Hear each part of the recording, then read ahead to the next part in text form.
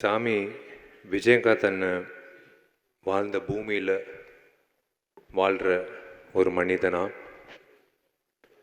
இந்த கலைத்துறையில் ஒரு மேதாவி, ஒரு நடிகர், கேப்டன் விஜயகாந்த் நடித்த அதே கலைத்துறையில் ஒரு நடிகனா, கேப்டன் விஜயகாந்த் அண்ணனோட ரசிகனா, கேப்டன் அண்ணன் ஏங்கிட்டு இருந்த தலைவராக இந்த நடிகர் சங்கத்தில் நானும் ஒரு உறுப்பினராக, ஒரு பொதுச் செயலாளராக இன்னைக்கு, அதுபோக அவரோட கட்சி, இது நான் வெளிப்படையாக சொல்கிறதுல எனக்கு எந்த தயக்கம் இல்லை. எனக்கு கொடுத்த தைரியம் அவர் தான். தேமுதிக கட்சிக்கு வாக்களித்த வாக்காளராக எல்லா வகையிலையும் நான் உங்களுக்கு இங்கிட்டு வந்ததுக்கு நான் நன்றி தெரிவிச்சுக்கிறேன். அதான் நிறைய பேர் சொன்னது மாதிரி, இறந்ததுக்கு அப்புறம்தான் அவர் சாமின்னுவாங்க. வாழும்போதே சில மனிதர்கள் தான் அந்த பேர் வாங்கக்கூடிய ஒரு விஷயம். வாழ்ந்துட்டு இருக்கும்போதே அவர் சாமி அப்படின்னு பார்த்து வியந்து பார்த்த அத்தனை பேர், வெறும் சினிமா துறை மட்டும் இல்லை, இந்த அவர் அந்த ஏவியில் நீங்கள் பார்க்கும்போது யார் வந்தாலும் பட்னியாக போகக்கூடாது. அவர் அலுவலகத்துக்கு வந்த யாராக இருந்தாலும், அது சினிமா துறை சார்ந்தவங்க. நான் கேள்விப்பட்டது என்னென்னா, அசிஸ்டன்ட் டைரக்டர்ஸ், அப்போது ரொம்ப கஷ்டப்படுற அசிஸ்டன்ட் டைரக்டர்ஸ் அவர் ஆஃபீஸ்க்கு வந்தால் 3 வேளை சாப்பாடு போடுறதுக்கு ஒரு இடம் இருக்குன்ட்டு எல்லா உதவி இயக்குநர்களுக்கும் ஒரு பலம் இருந்தது. ஏன்னா அப்போது வாய்ப்பு தேடிட்டு இருக்கும்போது அவங்களுக்கு சாப்பாடு, உணவு தேவையில்லை. அது அவர் மனசில் இருந்து எல்லாருக்கும் சாப்பாடு சரிசமமாக இருக்கணும். படப்பிடிப்பில் சாப்பாடுன்ற விஷயத்தில் எந்த பாரபட்சம் பார்க்கக்கூடாதுன்ற வகையில் எங்களை மாதிரி இளைஞர்களை ஊக்கப்படுத்தின ஒரு சாமி விஜயகாந்த் அண்ணன். அவர் பாதையில் அப்படி பண்ணணுன்ற விஷயத்தில் நாங்களும் அந்த அந்த முயற்சியில் ஈடுபட்டோம். விஜயகாந்த் அண்ணன் மறைவு அப்போ இருந்திருக்கணும், கூட இருந்து நாங்கள் அந்த மரியாதை செலுத்திருக்கணும். அந்த நேரத்தில் நானும் ஊரில் இல்லை, கார்த்தியும் ஊரில் இல்லை. நான் முதல்ல அந்த குடும்பத்துக்கு நான் மன்னிப்பு கேட்டுக்கிறேன். நான் சண்முக பாண்டியன்கிட்ட நான் ஒரே ஒரு விஷயம் நான் சொல்லிக்க விருப்பப்படுறேன். கேப்டன் அண்ணன் உங்களுக்கே தெரியும், நிறைய நடிகர்களுக்கு மேலே வர்றதுக்கு ஒரு தூணாக இருந்திருக்காரு. எது பற்றியும் யோசிக்கலை, காசு வாங்கலை, காசு கொடுத்தாலும் வாங்கியிருக்க மாட்டார். ஆனால் அன்னைக்கு பண்ணணும்னு அவசியம் கிடையாது. ஆனால் அந்த நடிகர்களுக்கு ஒரு பிளாட்ஃபார்மாக இருந்து, பரவாயில்ல அந்த பசங்க வளரட்டும் அப்படின்னு சொல்லி அவர் ஒரு வாய்ப்பு கொடுத்தாரு. நான் உங்கள் வீட்டு பிள்ளையாக நான் சொல்கிறேன், உன்னோட படத்தில் எப்பயாவது நானும் நீயும் சேர்ந்து நடிக்கணும்னு உனக்கு ஆசை இருந்தால் நான் வரேன். நான் உனக்காக ஒரு படத்தில் நான் உனக்காக அதே மாதிரி கேப்டன் அண்ணன் எப்படி ஒரு பிளாட்ஃபார்மாக அமைச்சு கொடுத்தாரோ, என்னை நீ பயன்படுத்திக்கிறதுக்கு உனக்கு ஆசையாக இருந்தால் நான் இருக்கேன் உனக்காக. கண்டிப்பாக இது வெறும் வார்த்தையால் நான் சொல்லலை. நீ எப்போ நீ சொல்கிறியோ அது ஒரு நல்ல திரைப்படமாக நான் உன்னோட கூட இருந்து ஒரு தூணாக இருந்து, நீ இதே மாதிரி அப்பா மாதிரி ஒரு பெரிய ஸ்தானத்துக்கு வரணுன்றது என்னோட ஆசை. அது நான் பரிகாரமாக நான் நினச்சிக்கிறேன். ஏன்னா எனக்கு என்னமோ தெரில, இவர் பார்க்கும்போதெல்லாம் ஒரு ஒரு விஷயம் தோணும். அது உங்களுக்கும் இருக்கும், உங்கள் குடும்பத்துக்கும் இருக்கும். தைரியம், எதை பற்றியும் யோசிக்க மாட்டார். தைரியமாக இங்கிட்ட இருக்கிறது தான் பேசுறது, எண்ணம் போல் வாழ்க்கை. இங்கிட்ட இருக்கிறது அப்படியே வந்துடும், ஃபில்டரே இல்லை. அவர் என்ன, இப்போ நான் ஒரு வாட்டி உங்கள் வீட்டுக்கு வந்தேன். அண்ணனை சந்திக்கும் போது பிரேமலதா அம்மா ஒரு விஷயம் சொன்னாங்க. உங்களுக்கு ஒன்று தெரியுமா, அந்த பத்திரத்தை கொண்டு வரும்போது முதல்ல லாக்கர்லேருந்து உன் நகையெல்லாம் முதல்ல எடுத்துரு, இந்த பத்திரத்தை வைக்கணும் அப்படின்னு சொன்னாராம். என் நகை கூட அவருக்கு ஒரு மிகப்பெரிய ஒரு விஷயமா தெரியல. அந்த பத்திரத்தை கொண்டு அப்படி வைக்கும்போது எங்களுக்கே நாங்கள் வியந்து பார்த்தோம். அப்படி அந்த பத்திரத்தை ஒரு பொக்கிஷமாக வச்சார் லாக்கரில் அப்படின்னு சொன்னாங்க அம்மா. அதுதான் அந்த மேதாவி. அதுதான் சொல்கிறேனே, இன்னைக்கு இருக்கிற கூட்டம் மட்டும் இல்லை, எப்போ அவரோட ஃபோட்டோ இருந்தாலும் இல்லாட்டியும் எல்லார் மனசுலையும் இருக்கக்கூடிய ஒரு நபர் வந்து விஜயகாந்த் அண்ணன்.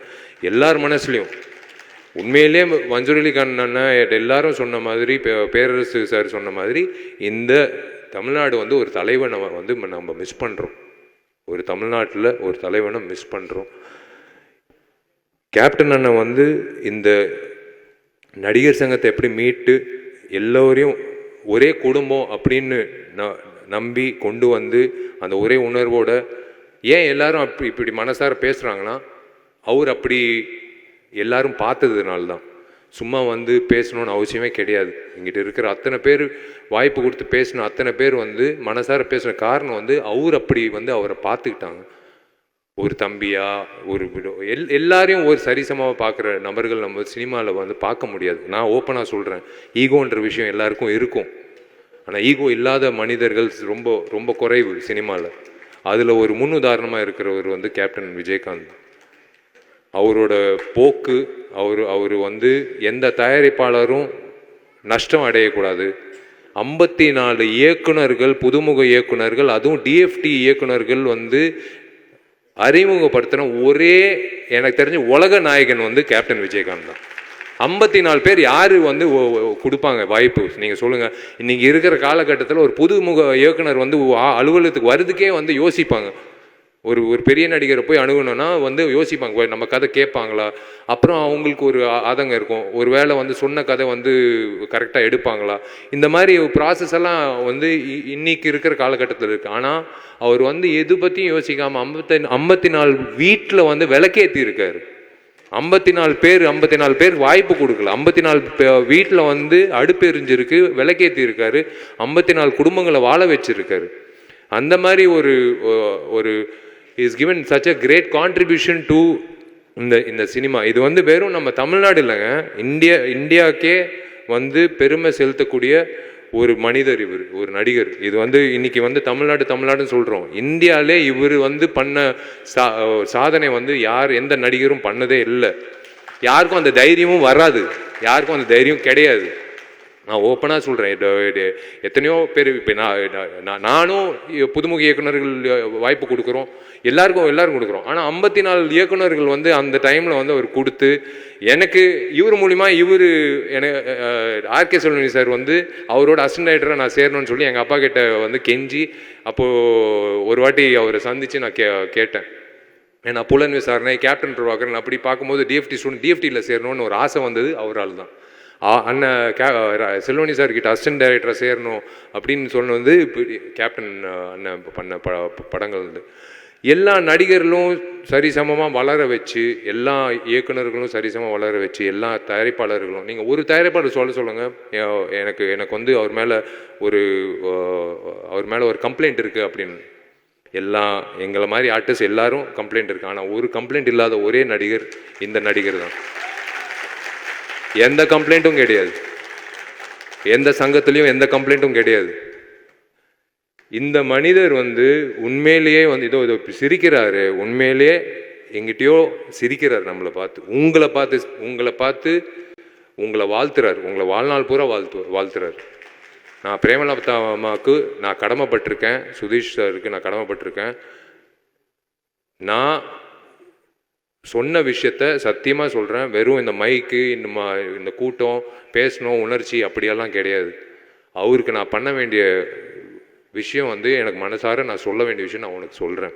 நீ எப்போ சொல்கிறியோ ஒரு நல்ல ஒரு அமைப்பாக, ஒரு நல்ல ஒரு திரைப்படமாக இந்த திரை உலகத்துக்கு காட்டுவோம். அதுதான் வந்து இந்த மனிதருக்கு நான் வந்து கொடுக்கக்கூடிய எனக்கு நான் வந்து என்னால் முடிஞ்ச அளவுக்கு நான் அர்ப்பணிக்கிற ஒரு விஷயம். ரொம்ப ரொம்ப சந்தோஷமாக இருக்குன்னு ஏன் சொல்கிறேன்னா, இவர் சிரிக்கிறாரு. இந்த நேரத்தில் வந்து இவரை பற்றி இத்தனை பேர் வந்து பேசி, இத்தனை தயாரிப்பாளர் சங்கம், இயக்குநர்கள் சங்கம், எல்லாம் விவசாயிகள் சங்கம், இவங்கெல்லாம் வரணும்னு அவசியமே கிடையாது. நான் கூப்பிட்ட உடனே வந்ததுக்கு காரணம் வந்து இது சும்மா ஒரு கட்டளைக்காக நாங்கள் வர சொல்லணும் அது அப்படின்லாம் இல்லை. உங்கள் அப்பாக்காக தான் வந்தாங்க. நாங்கள் கூப்பிட்டதுனால இல்லை, உங்கள் அப்பாவோட ஃபோட்டோ வச்சு நாங்கள் கீழே போட்டோம் நடிகர் சங்கம் உங்களை அழைக்கிறது. ஆனால் கீழே நடிகர் சங்கம் பார்க்கல, ஏன்னா அவர் தான் உருவாக்குனார் நடிகர் சங்கம். மேலே இருக்கிற அந்த ஃபோட்டோ பார்த்து தான் எல்லோரும் வந்திருக்காங்க. ஸோ அந்த வகையில் வந்து கண்டிப்பாக இந்த சாமி வந்து மேற்கொண்டு இந்த கலைத்துறைக்கும் சரி மக்களுக்கும் சரி உங்கள் சார்பாக வந்து கண்டிப்பாக வந்து அந்த நற்பணிகள், அந்த நல்திட்டங்கள், நல்ல விஷயங்கள் மேற்கொண்டு நடக்கும்ன்றது நான் நம்புகிறேன்.